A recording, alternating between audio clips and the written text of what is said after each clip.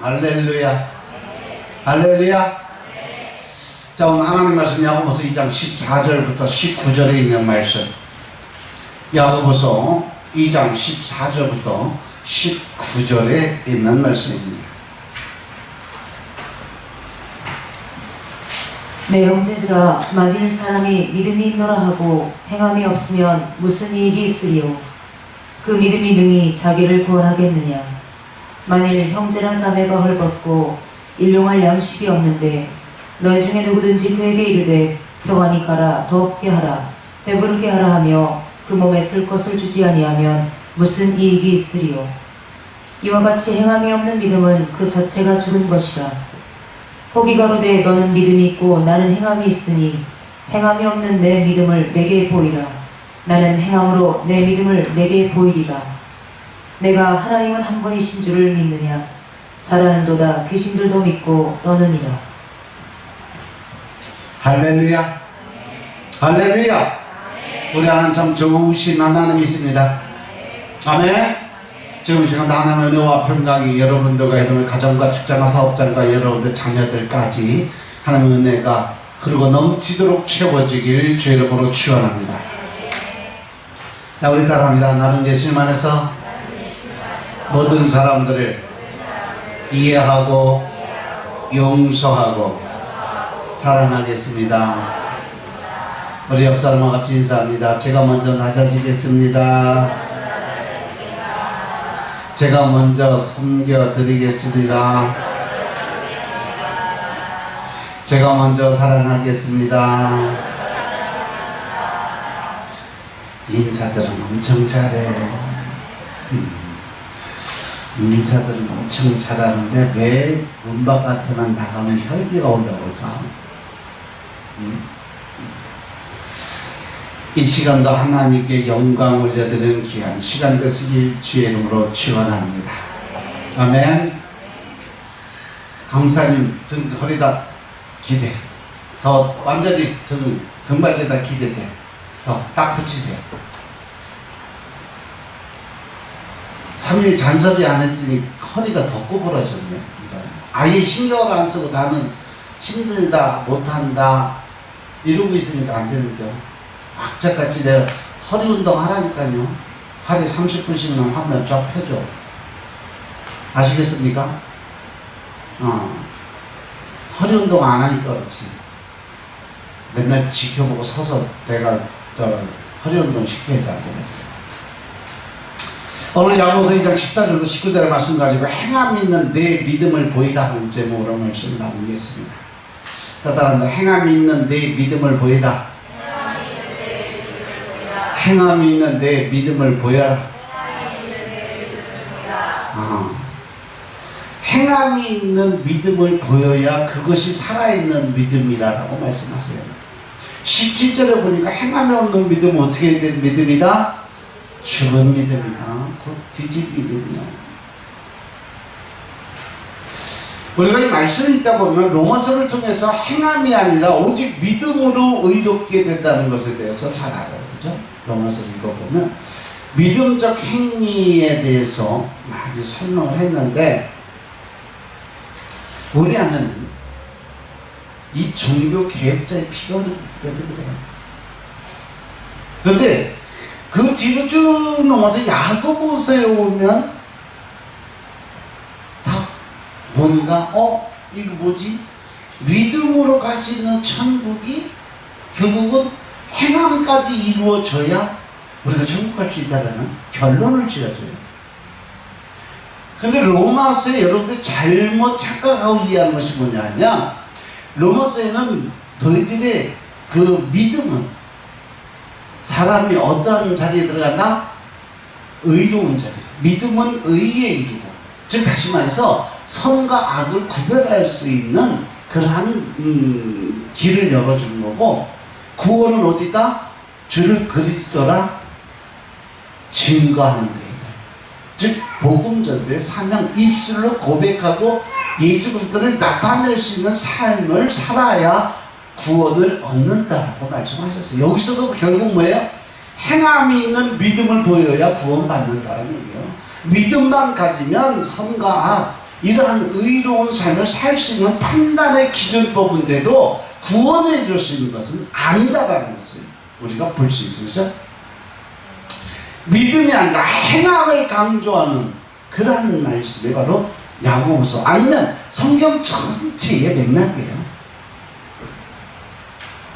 우리가 이렇게 생각이 야고보서의 중심적으로 우리가 믿음을 갖게 되니까 그 뒤에 나오는 베드로 후서, 전서, 후서, 요한 1, 2, 3서, 유다서까지 쭉 읽다가 보면 고정적인 개념, 즉 행함 있는 믿음을 가지고 살아야 된다는 거, 또 믿음을 위주로 생각했던 그 구원론에서 계속 부딪히는 부분들이 많이 나와요. 왜 이런 문제가 생기냐면 로마서나 갈라디아서의 강조점과 야고보서의 강조점이 서로 달라요. 근데 그것을 잘 파악하지 못하기 때문에, 즉 하나님의 말씀을 하나님의 중심적 영적인 그런 모습으로 이것을 이해하고 그것을 풀어가야 되는데 지식적으로 그냥 그 쓰여진 글씨로만 우리가 하려고 하다 보니까 행함에 있는 믿음이나 아니면 하나님의 본질적으로 우리의 요구하시는 그 마음의 중심이 어디에 있느냐를 구분이 안 되는 거예요. 그래서 오늘 야고보서 말씀을 통해서 우리의 믿음과 행함에 대해서 한번 깊이 생각을 한번 해봐야 되겠다. 그러면서 사도 바울이 로마서나 갈라디아에서 말하는 믿음과 행함과 야고보에서 말하는 믿음과 행함에 어떤 차이가 있는지 한번 보면, 원래는 이제 26절까지 한 단락이에요. 길어서 앞부분만 제가 이렇게 설명해 줬는데, 먼저 첫째 믿음이 있노라 하면서 행함이 없으면 그 믿음은 아무 유익이 없다라고 말씀하세요. 14절에 보니까 내 형제들아 만일 사람이 믿음이 있노라 하고 행함이 없으면, 그죠? 무슨 이익이 있어요? 그 믿음이 능히 자기를 구원하겠느냐. 만일 믿음이 있노라 하고 행함이 없으면, 이 행함은 어떤 행함이요? 예수 그리스도의 마음을 갖는, 즉 긍휼함을 갖는 그 행함을 의미하는 겁니다. 여기서 야고보 사도가 앞에서 무슨 말인지 심히 살펴봐야 되는데, 야고보서 1장 18절에 보시면요, 그가 가로되 너는 믿음이 있고 나는 행함이 있으니 행함이 없는 내 믿음을 내게 보이라. 나는 행함으로 내 믿음을 내게 보여준다. 행함이 있는 믿음을 가진 사람은 그 믿음을 어떻게 보여줘? 하나님 말씀대로 순종하면서 살아가는 모습을 통해서 내 믿음이 이런 거야 라고 보여주는데, 행함이 없는 너는 무엇으로 그 믿음을 증거할 수 있겠냐라는 거죠. 또 야고보서 1장 21절에 보면 그러므로 모든 더러운 것과 넘치는 악을 내어버리고 능히 너희 영혼을 구원할 바 마음에 심긴 도를 온유함으로 받으라고 이야기를 합니다. 이미 우리 마음속에 하나님의 말씀이 심겨져 있다는 거예요.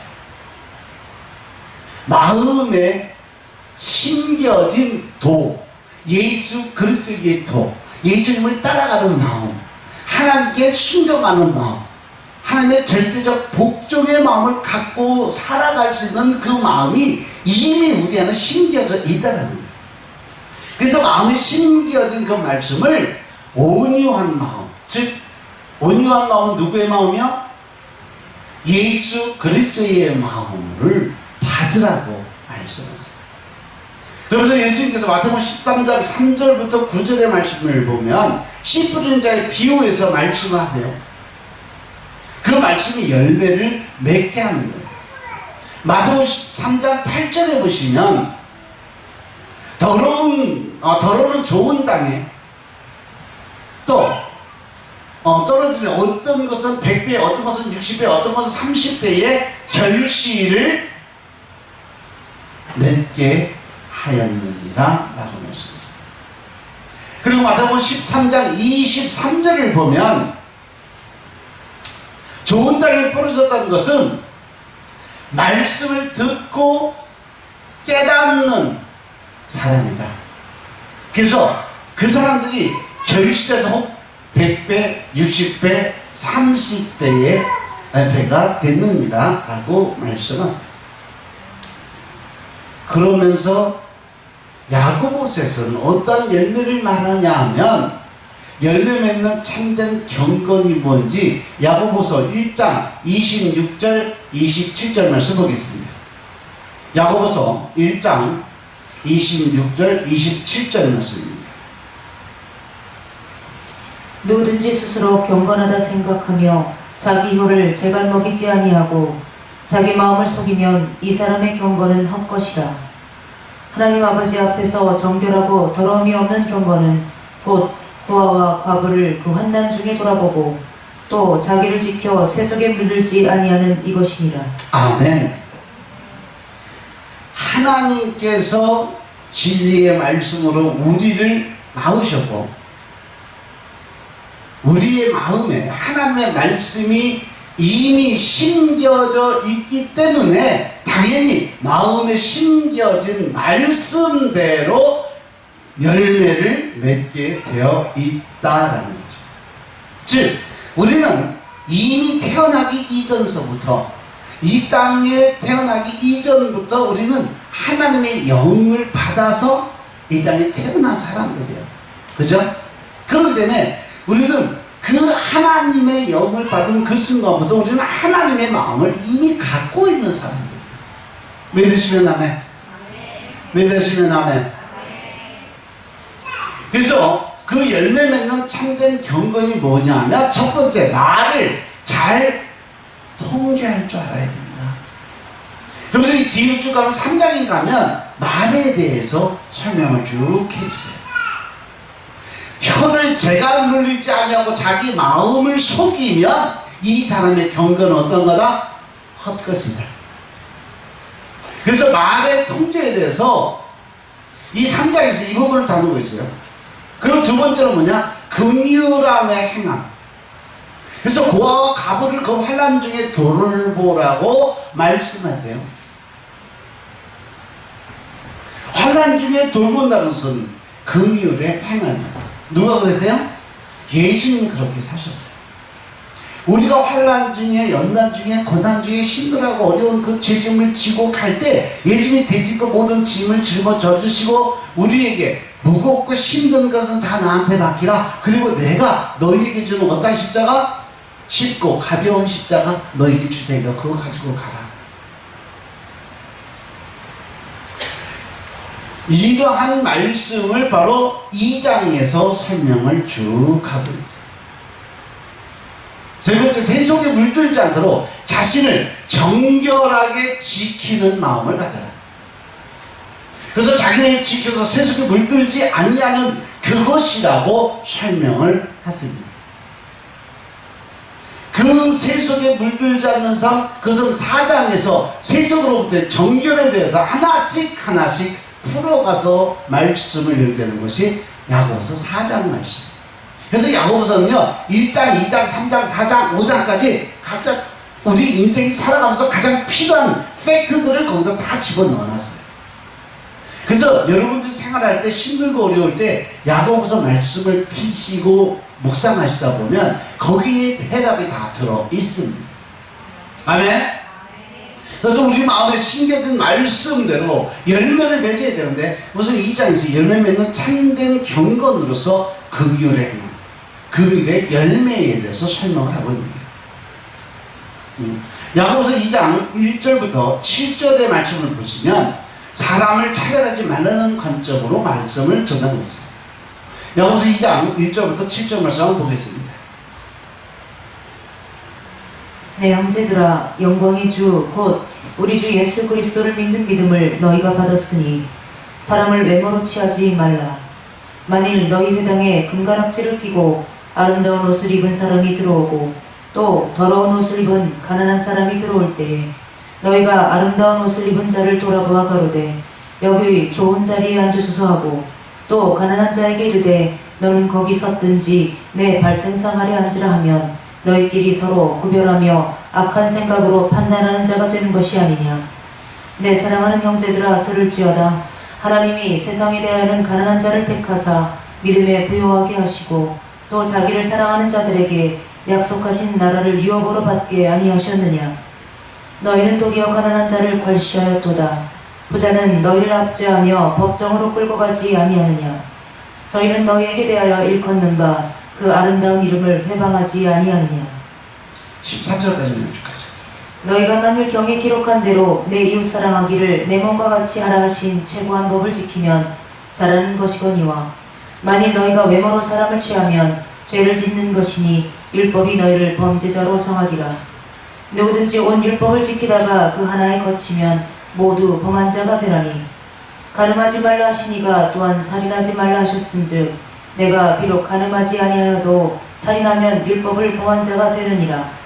너희는 자유의 율법대로 심판받을 자처럼 말도 하고 행하기도 하라. 긍휼을 행하지 아니하는 자에게는 긍휼 없는 심판이 있으리라. 긍휼은 심판을 이기고 자랑하느니라. 아멘. 할렐루야. 하나님이 제일 먼저 우리에게 요구하시는 것은요, 사람을 대하는데 차별하지 말라는 거예요. 가난한 사람이나 부한 사람이나 똑똑한 사람이나 나약한 사람이나 구별하지 말고 하나님 앞에서 다 평등하고 똑같은 권위와 권능과 모든 권세가 주어져 있다는 거예요. 그래서 8절부터 13절에 대해서 긍휼에 대해서 말씀하면서 이번엔 율법의 관점에서 설명을 하는 거예요. 12절 13절에 보니까 너희는 자유의 율법대로 심판을 받은 자처럼 말도 하고 행하기도 하라고. 그래서 긍휼을 행하지 아니하는 자에게는 긍휼이 없는 심판이 있을 거고, 긍휼은 심판을 이기고 자랑한다는 것은 긍휼함을 가지고 과부와 고아를, 어려운 사람, 심정을 도와주고 예수의 이름으로 하나님의 영광을 올려드리며 살았던 사람들은 그 긍휼의 심판을 이기고 자랑한다는 것은 하나님의 택한 백성으로 살아갈 수 있는 조건을 가졌다는 거죠. 그래서 구약의 율법은 모두 613개의 명령으로 되어 있어요. 그런데 그것을 10가지를 요약하면 바로 그것이 뭐예요? 10계명이라고 하는 거예요. 하나님이 모세에게 따로 정해준 계명. 그런데 그것들을 2가지로 정리하면 예수님이 이 땅에 가서 다시 그거를 2가지로 딱 줄여서 뭐라고 그러세요? 하나님 사람, 이웃 사람. 하나님의 모든 율법의 완성은 하나님을 사랑하고 이웃을 사랑할 때 하나님의 율법이 완성이 되는 거다라고 말씀하신 거죠. 그래서 율법의 완성은 곧 사랑이다. 근데 그 사랑이 곧 긍휼의 마음, 즉 예수 그리스도의 마음이라는 거죠. 그래서 우리가 믿음 안에 살아가고 또 하나님의 백성으로 살아가는 것 자체가 긍휼한 마음 하나만 있으면 족한 믿음이 될 수 있다. 율법이 뭔지 일일이 다 몰라도 긍휼한 마음을 갖고 있으면 다 될 수 있다는 거죠. 믿으시면 하나님. 하나님으로부터 말할 수 없는 은혜의 긍휼을 받았기 때문에 그 긍휼을 베풀면서 살아가면 된다. 누구처럼? 예수님처럼. 아멘. 그래서 오늘 말씀 이단 맥락에서 마음에 심겨진 말씀대로 열매 맺는 참된 경건은 긍휼의 행함, 긍휼의 열매로 나타나게 되는데 이번에 그것을 믿음과 행함이라고 하는 관점에서 하나님의 말씀을 주십니다. 그러니까 하나님께서 진리의 말씀으로 우리를 낳으셨고, 그래서 우리 마음속에 하나님의 말씀이 심겨져 있는 거예요. 그 말씀은 반드시 30배, 60배, 100배의 열매를 맺게 하시는 게 하나님의 계획이고 뜻이다. 믿으시면 아멘. 그러면 이 하나님의 뜻대로 살려면 우리는 최소한 나 하나 구원받았으니까 몇 명 전도해야 돼? 100배의 결실을 맺으려면 최소한 한 사람당 100명씩 전도해야 돼. 그래 하나님 뜻대로 살아가는 거요. 100배, 60배, 30배의 결실을 맺느니라. 아멘 안 하네? 명절은 왜 아멘 안 하냐고.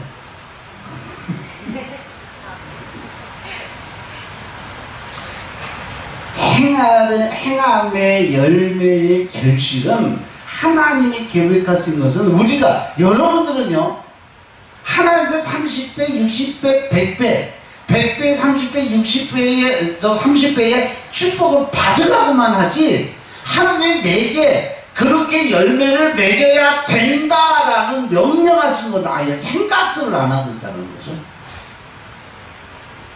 하나님의 사랑은 받기만 하는 게 아니라 이제는 내가 어떻게 드려야 되는 사람이에요.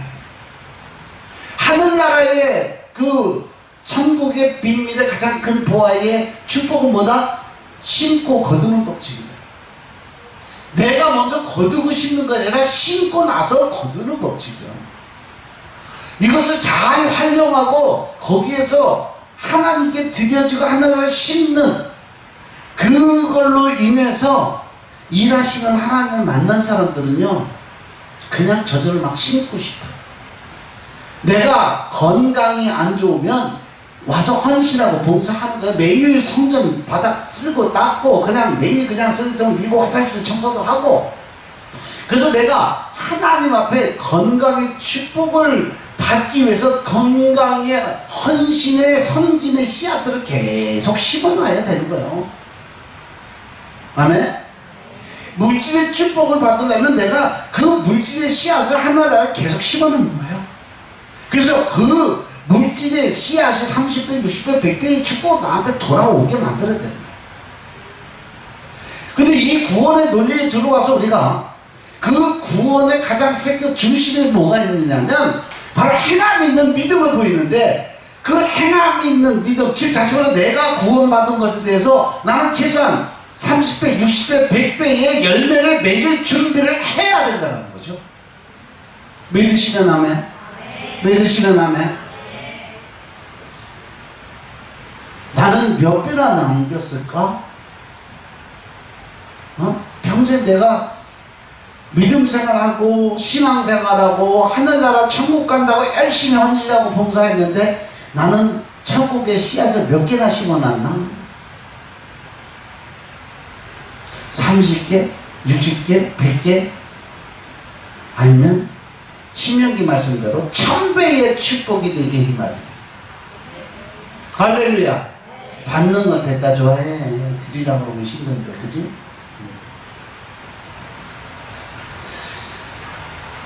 그래서 긍휼의 행함으로도 반드시 열매를 맺어야 되는 거예요.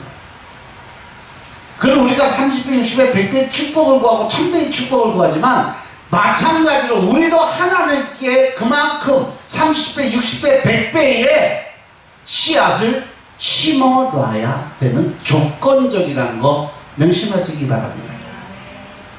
그런데 믿음이 있노라 하고 행함이 없다면, 즉 믿음이 있다고 하면서도 긍휼의 행함, 긍휼의 열매가 없다면 결국 뭐다? 아무것도 아니다. 하나님하고 상관이 없는 삶이다.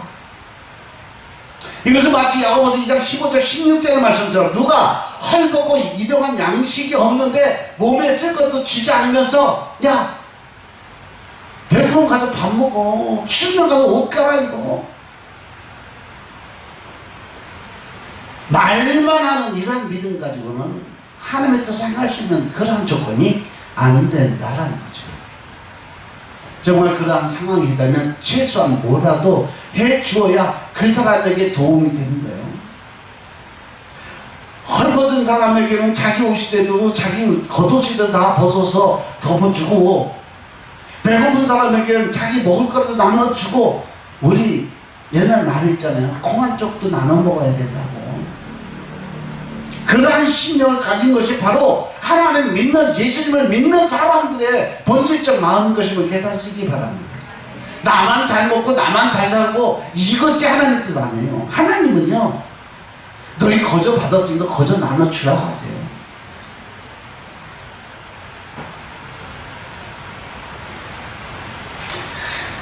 우리가 말로만 골백 번 떠들어봐야 아무런 유익이 없다는 사실 명심하시기 바랍니다. 유익이 없다는 건 전혀 그 사람의 삶에, 인생에 도움이 될 수 없다는 얘기예요. 그래서 우리가 믿음이 있느라고 하면서 행함이 없는, 또는 긍휼에 행함이 없는, 즉 그러한 말뿐인 그 믿음을 의심할 줄 알아야 된다. 여러분들 주위에도 그런 사람들 많이 있어요. 누가 뭐 힘들다고 그 사람 도와줘야 되는데 이렇게 도와줘 저렇게 도와줘, 막상 당신이 좀 도와줘 그러면 절대 그런 얘기 안 해요. 쑥 들어가 그냥. 왜? 내 거 주기는 아깝고 남을 부추겨서 그 사람 도와주게 만드는 그 일만 하려고 하는 거죠. 그러한 믿음은 능히 자기를 구원할 수 있겠느냐라고 말씀하세요. 사도 바울의 말처럼 행함이 아니라 믿음으로 구원 얻는 것이 분명하지만, 그러나 믿음이 있노라 하면서도 말뿐인 믿음, 헛된 믿음을 조심해야 된다. 아멘. 즉 열매를 맺지 못하는 가짜 믿음을 조심해야 된다는 거죠. 우리가 믿음은 보이진 않지만 그러나 행함으로 그 믿음을 증명해야 된다라고 하나님 말씀하셨음을 깨달으시기 바랍니다. 그런 점에서 여기서 말하는 행함은 곧 믿음의 행함을 의미한다. 그래서 정말로 믿음이 있다면 우리가 하나님의 이름으로, 예수님의 이름으로 나와서 행함을 나타내 보이지 않을 수 없다라는 거죠. 생명의 말씀이 우리 마음에 심겨져 있기 때문에 반드시 열매가 맺어지게 되어 있습니다. 그래서 예수님께서 열매를 보면 그 나무가 어떤 나무인지, 좋은 나무인지 나쁜 나무인지 알 수가 있다라고 말씀하십니다. 아멘. 그 두 번째, 행함이 없는 믿음은 그 자체가 죽은 거라고 말씀하셨어요. 17절 18절의 말씀처럼 이와 같이 행함이 없는 믿음은 그 자체가 죽은 것이다. 어떤 사람은 말하기를, 너는 믿음이 있고 나는 행함이 있으니 행함이 없는 내 믿음을 내게 보이라. 나는 행함으로 내 믿음을 내게 보여주겠다. 결국 내가 아무리 열심히 믿음이 있고 몇십 년 믿음 생활을 해서 내가 진짜 진실한 믿음이 있다고 하는데 거기에 말씀의 뜻대로 하나님의 명령대로 행할 수 있는 그 믿음이 없다면 그 믿음은 곧 죽은 믿음이라는 거죠. 하나님과 상관없는 믿음이라는 거죠. 여기서 야고보가 믿음으로 의롭게 된다는 사실 자체를 문제 삼는 것 아니에요. 착각하고 오해하시면 안 돼요. 사도 바울은 오직 믿음으로 의롭게 된다고 했는데, 그렇다면 야고보와 사도 바울은 다르게 얘기한 것과 그렇지 않다는 거죠. 뭐냐면 이 문제에 대해서 갈라디아서를 한번 돌아보면 답이 안에 들어가 있어요. 갈라디아서 2장 15절 16절의 말씀을 보겠습니다. 갈라디아서 2장 15절 16절의 말씀. 우리는 본래 유대인이요 이방죄인이 아니로되 사람이 의롭게 되는 것은 율법의 행위에서 난 것이 아니요 오직 예수 그리스도를 믿음으로 말미암는 줄 아는 거로 우리도 그리스도 예수를 믿나니 이는 우리가 율법의 행위에서 아니고 그리스도를 믿음으로써 의롭다함을 얻으려 함이라. 율법의 행위로서는 의롭다함을 얻을 육체가 없느니라. 아멘. 여기서 여러분들이 영 헷갈리는 그런 이 지식적 믿음들이 있어요. 뭐냐면 사람이 의롭게 되는 것은 율법의 행위에서 나는 것이 아니라 오직 예수 그리스도를 믿는 그 믿음으로 말미암는 줄 아는 거라.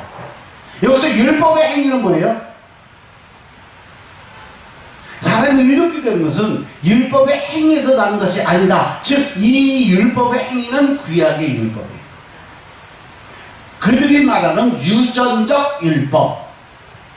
이 유전적인 율법, 구약의 율법 613개의 명령문 아니면 10계명 안에 들어가 있는 그것이 한 개라도 범하고 나면 전체를 다 범하고 똑같기 때문에 이 율법 안에서 절대 구원을 받을 수가 없다라는 결론을 줬어. 그죠?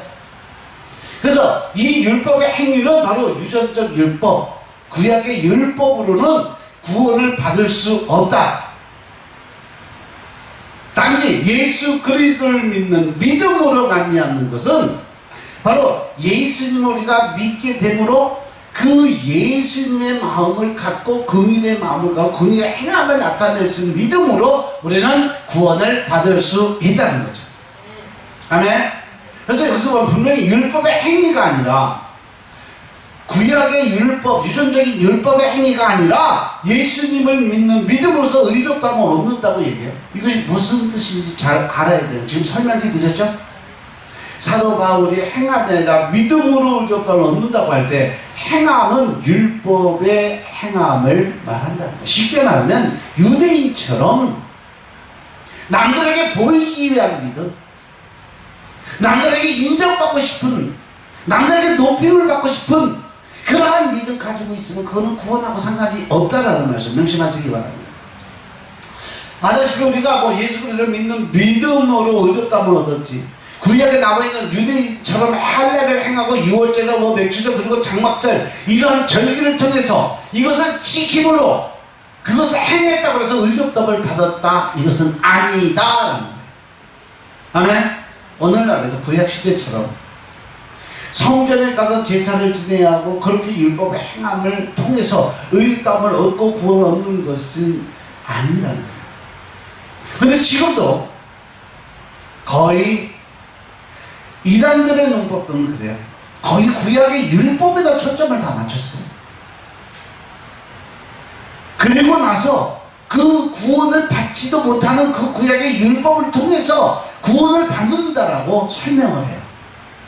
자기는 그 절기를 잘 지키고 그 절기를 통해서 자기가 은혜를 받고 구원을 받는다라고 역설적인 이야기입니다. 그거 절대 여러분들 그동안 몰라서 여러분들 그들에게 반박을 못한 거지, 구약의 율법, 이 제사 형식, 어떤 절기, 뭐 나타나는 뭐 이 형식적인 거, 뭐 일주일에 2번씩 금식하고 다 필요 없다는 거예요. 하나님 그거 원하신다는 거 아닙니다. 아멘. 좀 더 설명을 하자면 성경을 보시면 복음서가 있고 사도행전이 나옵니다. 그죠? 사복음서 뒤에 바로 사도행전 나와요. 이 시기에는요, 구약과 신약으로 넘어가는 과도기의 이야기예요. 또한 이때 교회가 세워지기 시작을 한 겁니다. 그죠? 교회가 세워졌지만 여전히 교회 안에 유대주의라고 하는 문제가 극복되지 않은 상황에 있었어요. 그때 당시에는 이 교회에 와서 유대주의자들이 너희들이 예수를 믿고 구원을 받는다고 너희들이 할례를 꼭 받아야 구원을 받는다. 어디 가서 그랬어요? 고린도 교회에 가서 그랬어요.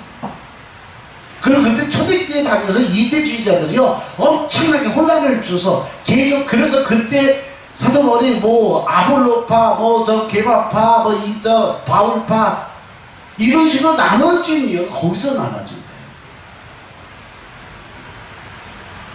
교회 안에 유대인들이 구약시대처럼 할례를 행해야 되고 절기를 지켜야 되고 제사를 지내야 되고 그러한 것을 고집하는 사람들이 있었어요. 근데 뭐 그때 당시에 당연한 거죠. 왜? 과도기였으니까. 우리가 영적인 사람, 이 육적인 사람들, 이 육적인 믿음을 가지고 살아가다가 영적인 그 사람으로 변화가 될 때에도 과도기가 있어요. 여러분들이 그 힘들고 어려운 단계들을 다 거쳐서 지금 믿음의 반석 위에 올랐을 거예요. 육적인 지식적인 믿음 가지고 있다가 영적인 말씀하자 내가 변화되기 시작하다 계속 혼란 들어. 왜? 이건 뭐지? 지금까지 내가 뭘 믿는 거지? 그럼 나는 지금 믿는 사람 잘못된 건가? 이 어떤 게 맞는 거지? 즉 자기 중심적으로 해석을 하면 좀 편안하고 쉽게 믿으려고 하다가 보니까 지식적인 지금까지 평상시 믿었던 그 믿음을 지켜가야 되는데 말씀에 들어가서 그 말씀의 뜻대로 내가 행함을 나타내고 하려고 하다 보니까 힘든 일이 많은 거야. 그러니까 하나님 말씀도 지키고 가려고 하다 보니까 어려워진 거야. 그래서 그 영적인 과도기를 통해서 우리가 변화가 되는 거야. 홍역을 치르는 것처럼 우리는 이 영적인 과도기를 거치지 않으면 성령의 임재를 내가 받아들일 수가 없어요. 왜? 지시가 있는 하나님이 오실 수가 없으니까. 믿으시면 아멘. 근데 이러한 문제에 있어서 큰 역할한 사람이 바로 사도 바울이에요. 그래서 성경 보시면 초대교회 이야기가 나오는 사도행전 다음에 로마서부터 데살로니가 후서까지 쭉 나와요. 이것 모두가 다 바울 서신이다. 사도 바울 통해서 하나님이 주신 말씀이에요. 근데 앞부분은 대부분 주로 이 사도 바울이 유대주의자들과 싸우면서 우리가 구약시대처럼 율법을 행함으로 의롭다는 것이 아니고 예수님을 믿고 그 믿음의 행함을 통해서 의롭다는 것을 계속 강조를 해요. 그것이 로마서부터 시작이 돼요. 로마서도 그렇지만 갈라디아서는 더 신랄하게 그것을 비판을 합니다. 특별히 방금 우리가 본 것처럼 이 갈라디아서 2장 15, 16절의 말씀입니다. 사도 바울이 3번이나 사람이 의롭게 되는 것이 율법의 행위가 아니다 라고 그리스도를 믿는 믿음으로 말미암는다 라고 이야기를 강조법을 써요. 대개 하나님의 말씀이 선포될 때 하나님이 한 번, 두 번, 세 번 강조하시면 이거 바로 확정이에요. 하나님이 거의 확정적인 건 3번 응답을 하세요. 한 번, 두 번, 세 번. 세 번째 응답은 무조건 이건 하나님이 하시다는 확증을 보여주신 거예요. 그래서 저도 기도드리면서 하나님이 3번째 확답 하는 날 절대 뒤에 안 돌아가요. 그냥 앞으로 갑니다. 가다 보면 하나님 그냥 그대로 일하세요. 상황, 조건 아무것도 안 보여. 그럼에도 불구하고 믿고 따라가니까 하나님이 그 일을 뒤에서 다 해놓으셨다는 거죠. 나는 가다가 보니까 이미 그 일이 이루어지고 있는 모습, 현실로 내가 바라볼 수 있는 그 자리에 서 있다는 거죠. 이거 바로 이것이 믿음이라는 거죠. 사도 바울은 저 유대주의자들과 대항해서 참된 복음, 바른 복음이 무언지를 계속 선포를 해요. 사도 바울이 하나님의 각해 들었으면서도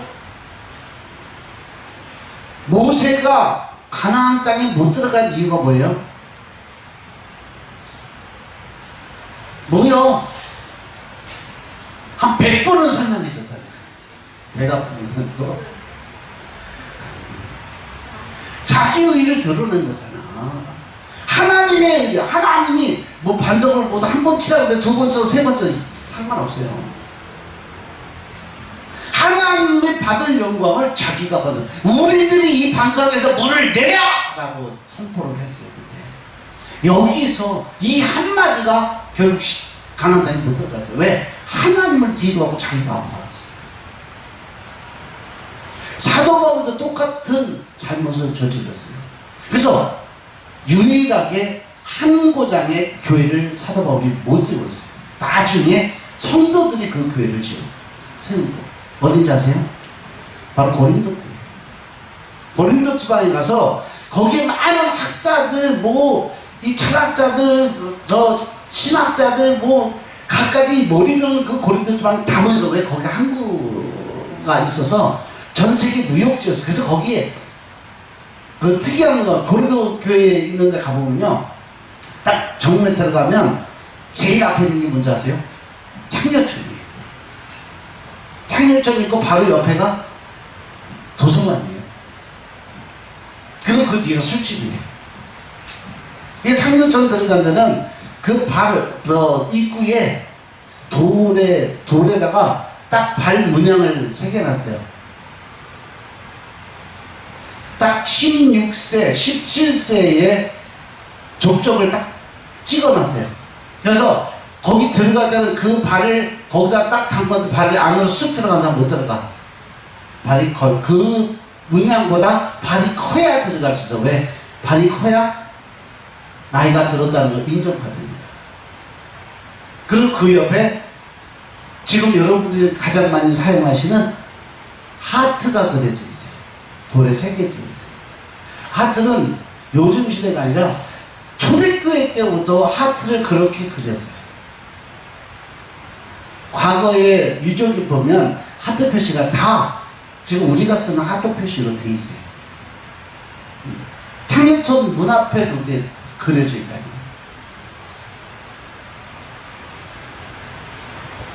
우리가 이 사도 바울이 철학자들과 서로 이제 이 심적 논쟁을 하고 있을 때 사도 바울이 그래서 내가 너희들이 모르는 신을 소개하겠다라고 이야기하면서 거기에서 하나님 예수님에 대한 그 복음을 전해주는데 거기서 그 하나님이 화나신 이유가 뭔지 아세요? 너희들이 모르는 하나님 신이라고 이야기하는 게 왜? 이미 그 사람들은 하나님이 어떤 건지 알고 있는 사람들이었습니다. 그런데 자기 의의를 드러내기 위해서 하나님의 이름을 뒤로 감춘 거죠. 그리고 너희들이 모르는 신, 또 다른 신이라는 단어를 사용한 거죠.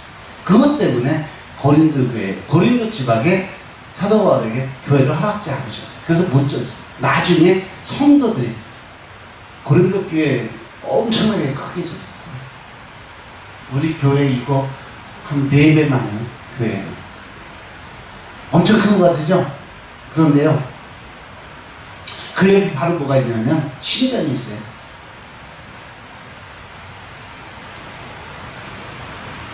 바울 신전, 바알 신전. 그런데 교회 한 10배만 해요. 우상을 섬기는 신전이. 바로 그 옆에 붙여서 교회 지었는데 꼭 옆에 화장실 같이 지어놨어요. 큰데도 워낙 신전이, 우상을 섬기는 신전이 크다 보니까 교회 터가 이렇게 작아요.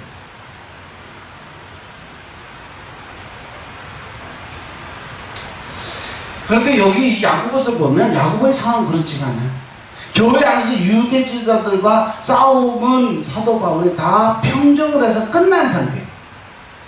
이제는 어떤 싸움인가 하면 야고보는 거기에서 한 점 더 나아가서 더 믿음으로 의롭다함을 받았는데 이 세상 속에서 교회가 믿음의 열매를 맺어야 한다고 하면서 믿음의 행함이 있어야, 즉 복음을 전하는데 하나님의 말씀하신 대로 행함을 나타내서 그 사람들이 보고 따라올 수 있게끔 그렇게 살아야 된다는 전제 조건을 거는 거죠. 그래서 오늘 말씀 17절에 보면 행함이 없는 믿음은 그 자체가 죽은 거라고 하는데, 그러니까 사도 바울의 말처럼 율법의 행함이 아니라 오직 예수 그리스도를 믿는 믿음으로만 구원을 받아요. 근데 문제는 정말 그러한 믿음을 내가 가지고 있느냐, 말씀에 의지하는 예수 그리스도의 긍휼한 마음을 가진, 온유와 겸손의 마음을 가진 그러한 믿음을 너희가 가지고 있느냐, 보여 말하는. 그래서 야고보 1장 말씀처럼 하나님께서 그분의 뜻에 따라 진리의 말씀으로 하나님의 백성들을 낳으셨다고 했어요. 그리고 그렇게 낳은 사람들 안에는 심겨진 마음, 말씀들이 있다. 하나님의 마음이 그 안에 있다. 하나님의 도를 따라 그 심긴 말씀은 반드시 그 사람의 심령을 변화시키고 그의 말과 행동을 변화시킬 수밖에 없다는 거죠.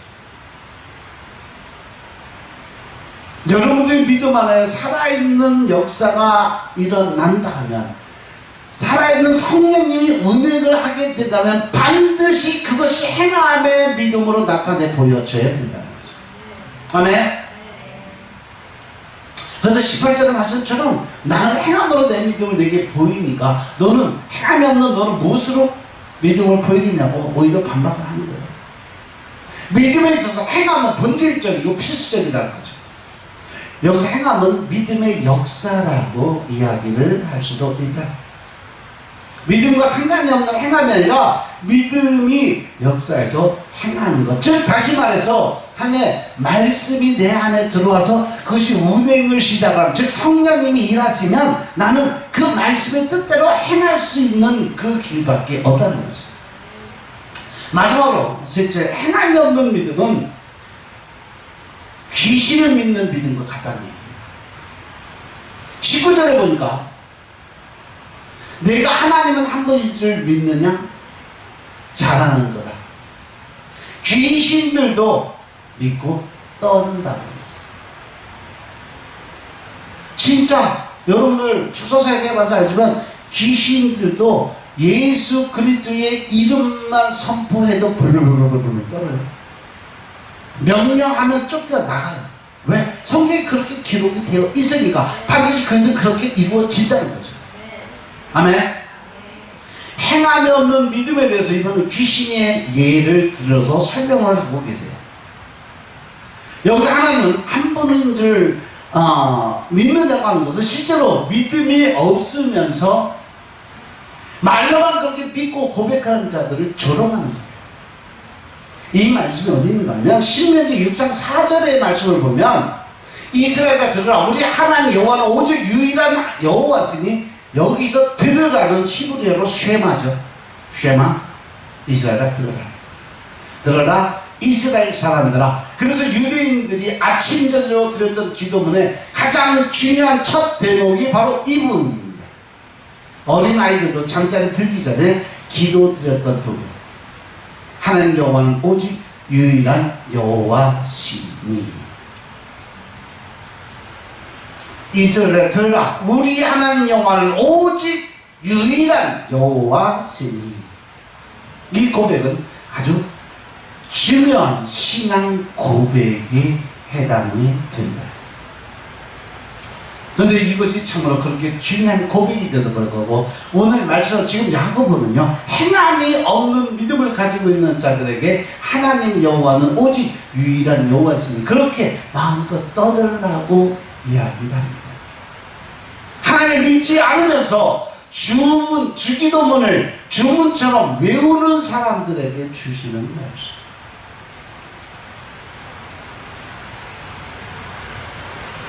기도 드린다고 엎드려서 나오는 단어 딱 두 가지 밖에 없어. 주여. 시작해서 끝날 때까지 주여만 찾다가 가는 사람들이 있어요. 과연 하나님이 그 기도 들으실까요? 예수님 옆에서 대답만 하다가 끝나는 거예요. 그러면 주여 주여 주여 주여 왜 주여 주여 주여 주여 왜 그거 끝나는 거야 그냥. 그리고 지가 그냥 한 만큼 다 했다 그러면 벌떡 일어나서 가잖아. 그럼 예수님이 옆에서 가만히 있다가 그냥 쳐다봐. 끝이요. 아무런 기도 드린 게 없는데 뭐 욕먹은 것도 없고 뭐 누구처럼 그냥 아시지요 아시지요 주님 그러고만 있으면 다 되나?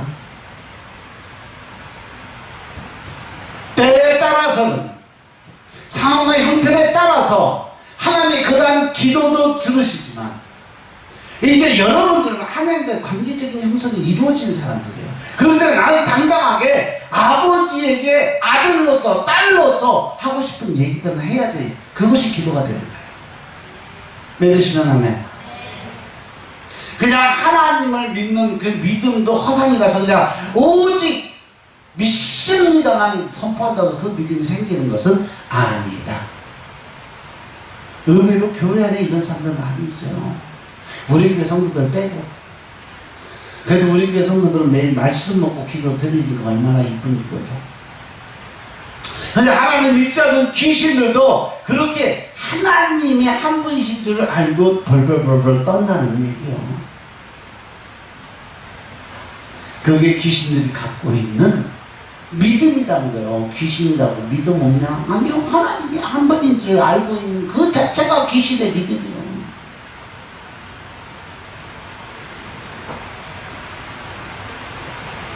예를 들어서 마가복음 1장 23절부터 26절의 말씀 보면 회당에 귀신 들린 사람이 있는 장면이 나와요.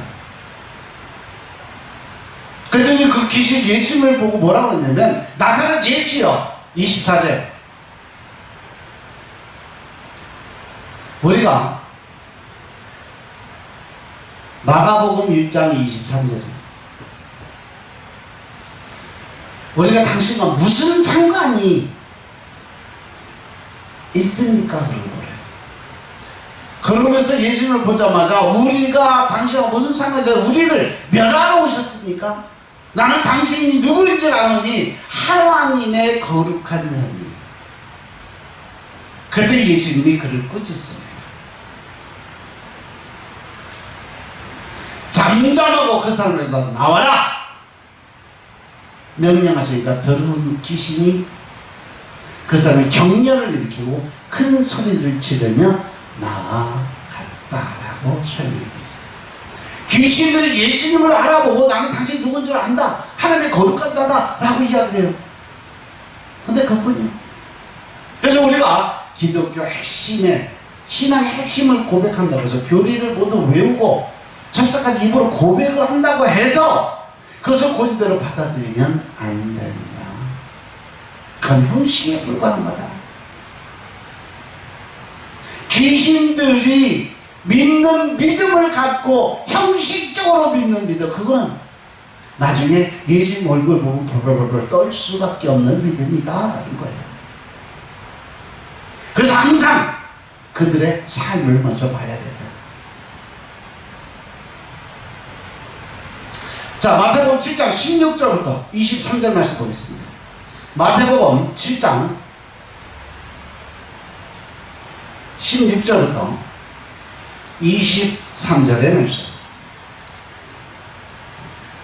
그의 열매로 그들을 알지니 가시나무에서 포도를 또는 엉겅퀴에서 무화과를 따겠느냐. 이와 같이 좋은 나무마다 아름다운 열매를 맺고 못된 나무가 나쁜 열매를 맺나니 좋은 나무가 나쁜 열매를 맺을 수 없고 못된 나무가 아름다운 열매를 맺을 수 없느니라.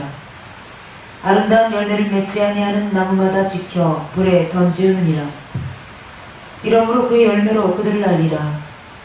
나더러 주여 주여 하는 자마다 천국에 다 들어갈 것이 아니요 다만 하늘에 계신 내 아버지의 뜻대로 행하는 자라야 들어가리라. 그날에 많은 사람이 나더러 이르되 주여 주여 우리가 주의 이름으로 선지자 노릇하며 주의 이름으로 귀신을 쫓아내며 주의 이름으로 많은 권능을 행치 아니하였나이까 하리니 그때 내가 저희에게 밝히 말하되 내가 너희를 도무지 알지 못하니 불법을 행하는 자들아 내게서 떠나가라 하리라. 아멘. 할렐루야. 바로 행함이 있는 믿음이 어떠한 믿음이라는 거, 천국 가는 그 믿음이 어떠한 믿음이라는 걸 정확하게 하는 게 마태복음 7장 21절, 22절, 23절 말씀. 믿음이 있는지 없는지 그 열매를 보면 안다라고 말씀하시면서 그냥 주여 주여 한다고 될 문제가 아니라는 거죠. 말로는 못할 게 없다는 거예요. 하나님 아버지 뜻대로, 그 말씀하신 뜻대로 21절 말씀처럼 주여 주여 하는 자마다 다 천국에 올 수 없다. 다만 하늘에 계신 내 아버지의 뜻대로 행하는 자, 즉 행함이 있는 믿음을 보여야 천국에 갈 수 있다. 주여 주여라고 선포를 했으면 하나님의 뜻대로 살아가야 된다. 하나님의 방법대로 살아야 된다. 이것이 바로 믿음의 삶이다 라고 말씀하십니다. 주의 이름으로 선자 노릇하고 주의 이름으로 귀신 쫓아내고 주의 이름으로 많은 권능을 행하고 그런다고 다 되는 것이 아니라 중요한 것은 하나님 아버지의 뜻대로 했느냐 네 맘대로 했느냐, 하늘나라 영광을 위해서 했느냐 내가 영광 받아먹기 위해서 했느냐, 이 차이점을 분명히 그거라는 거예요. 아멘. 오늘 말씀에서 하나님이 특별하게 강조하시는 중점이 뭐냐? 긍휼의 삶이에요. 긍휼의 삶. 물론 우리가 순종하는 늘 부족하고 때로는 죄를 짓기도 해요. 그러나 하나님을 믿기 때문에 순종하며 사는 것입니다. 믿음의 열매가 거기서 나타날 수 있다는 거죠. 믿는다고 하면서 순종하지 않는 것은 열매가 없다는 거죠. 긍휼의 열매가 나타날 수가 없다는 거죠. 그러한 믿음이 곧 무슨 믿음이다? 귀신적 믿음이다 라고 하나님 말씀하고 계시면 깨달으시기 바랍니다. 오늘 우리의 헌신도 믿음에서 나오는 헌신이 되어야 됩니다. 무조건 열심히 한다고 되는 문제가 아닙니다. 믿는 만큼 순종하고 믿는 만큼 헌신하는 마음을 가져야 우리가 올바른 신앙을 가진 자의 모습으로 살아갈 수 있다. 아멘? 그러니까 긍휼한 마음을 가진 사람은 그 마음속에 미움의 마음이 있어야 돼, 없어야 돼? 남을 시기하고 질투하는 마음이 있어야 돼, 없어야 돼? 남을 판단하고 비판하고 정죄하는 마음이 있어야 돼, 없어야 돼? 다 없어야 돼요. 오히려 그러한 사람들을 바라볼 때 긍휼한 마음을 갖고 그 사람을 위해서 중보하고 기도하면서 그가 올바른 길로 들어갈 수 있도록 인도해 줄 수 있는 마음을 가져야 된다는 거죠. 너 때문에, 누구 때문에, 무엇 때문에 아담의 원죄를 버리지 못하고 끝까지 거기 매달려 있는 사람이 변화될 수가 없어요. 옆 사람하고 인사합시다. 당신부터 변하세요.